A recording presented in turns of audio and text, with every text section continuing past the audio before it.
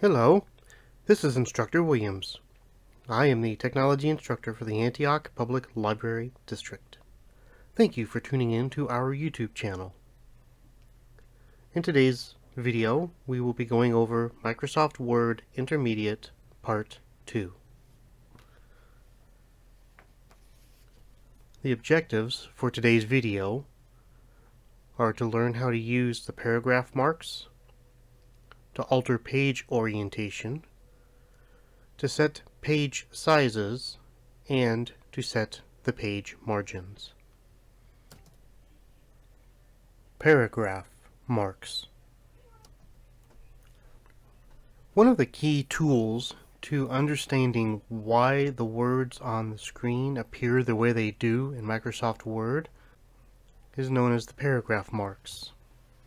Paragraph marks will tell you exactly when you hit enter to start a new paragraph. So let's look at that real briefly.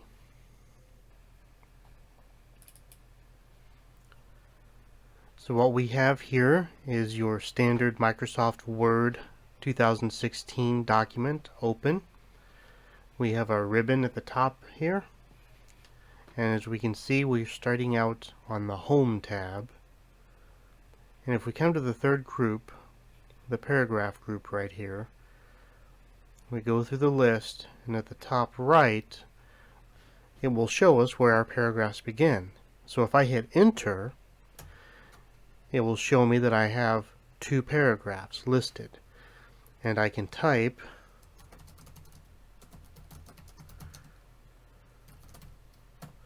and if I hit enter again, it will show me a new paragraph marker.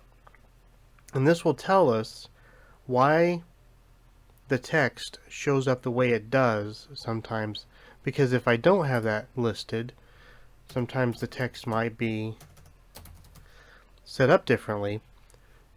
The paragraph marker lets me know whenever I hit enter, so that's where the new lines begin, as opposed to the text being a wraparound as I get to the end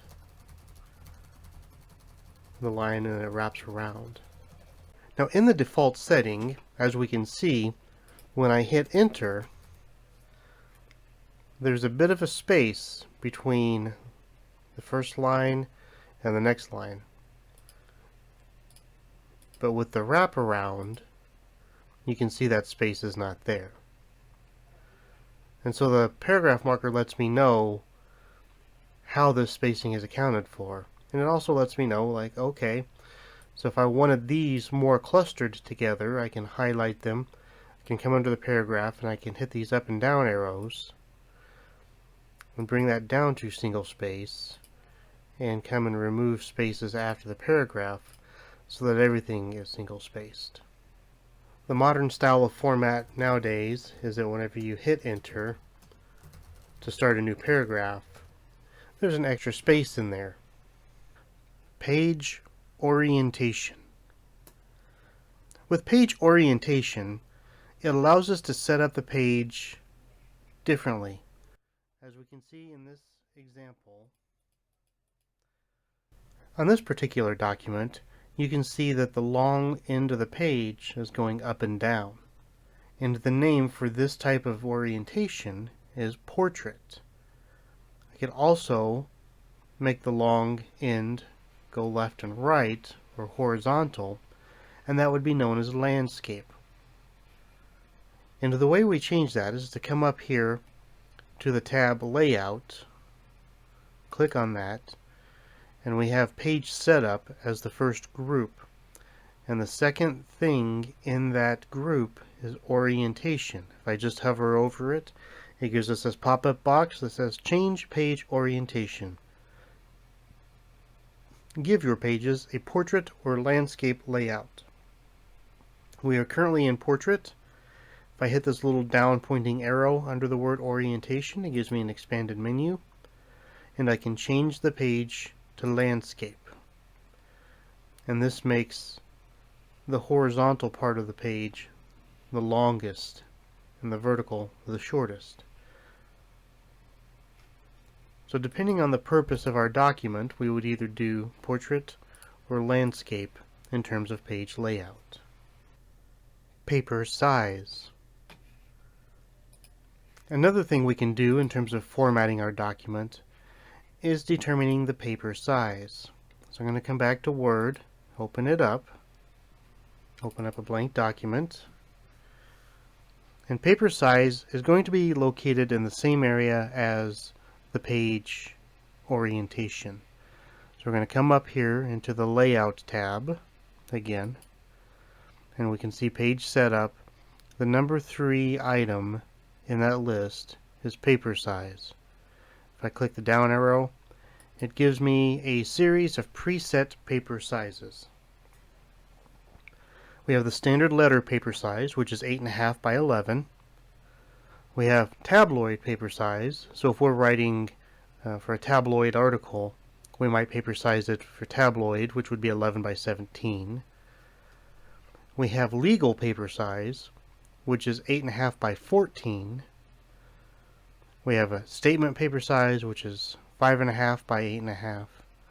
We have executive, 7.25 by 10.5. We have A3 sizing and A4 sizing, A5 sizing, B4, and B5. And we also have the option for more paper sizes. One of the popular reasons for changing the paper size is for people who use Microsoft Word to write books. Whether nonfiction or fiction, if they're planning on publishing, the standard trade paper size is 6 by 9. So if they wanted to set their Word document ahead of time to make sure that the formatting is right for trade paperback, then they would come to the paper size. They could check the drop down area, but we don't actually have that, so we would want to come to custom size, choose the width, how wide the page is, to 6 inches, and how high it is to 9 inches. And that would give us the page size for printing a physical book. Then we would have our option to apply it to the whole document. And we would click OK. And now it is set as a 6 by 9 paperback trade size for publication. If we're writing college papers, then we would typically use the default setting of letter or 8.5 by 11. So if I wanted to revert that, I could come back to the page setup, open up the size, and come back to letter 8.5 by 11. Now, one of the tools that allows us to remember what our paper sizing is the ruler, which we don't have showing right here. But if we come to the View tab, we can come to the Show group, and the very top item on the Show group is Ruler. And we can see here that the length of the paper here is 8, and the length here is 11, and these shaded areas are the margins. So this is 8.5 by 11. And once we have our paper size determined, the next thing we would want to turn our attention to is the page margins. And that's that space between the edge of the actual page and the beginning of our text and the end of our text. To change our page margins, we would also come back to Layout, the Page Setup. The very first item is Margins. So when I click this down arrow, it gives me a series of margins. The very top one is the last custom setting. The second one, which is the default setting, is normal. That means that there is a 1-inch margin around all of the text, the top, the bottom, the left, and the right. Under that is the narrow margins. That moves the space closer to the edge so that the text begins and ends 1/2 inch away from the edge of the paper. We have moderate, where the top and bottom are 1 inch, but the spaces on the left and the right are 3/4 of an inch. And then we have wide margins, which we might use if we're writing a poetry book and we want the text to be centered on the page, where the top and the bottom are 1 inch and the left and the right are 2 inches. And then we have mirrored. Mirrored is a good format that we would use for writing books because you want the left page mirrored by the right page, meaning that on one side the outer edge is going to be 1 inch, and on the other side it's going to be 1.25 inches to account for the binding, and the spaces of the page is going to be caught up in the binding. So what mirroring does is puts the inside of the page at 1.25 inch on alternating pages. So page 1 and page 2 have the area where the binding would be more spaced than where the outside of the physical edge of the page would be. And then at the very end we have Office 2003 default, where top and bottom was 1 inch, left and right was 1.25 inches. Now if we don't like these particular margins, we can set up a custom set of margins by clicking Custom. And here we can physically determine how much of a margin we want and where it's going to be. So here we can physically set the margins, double check the paper size, look at the layout, and we can apply it to the whole document. We can apply it from this point forward. And that's it for this brief tutorial on Microsoft Word Intermediate Part 2. A summary of the material that we covered today includes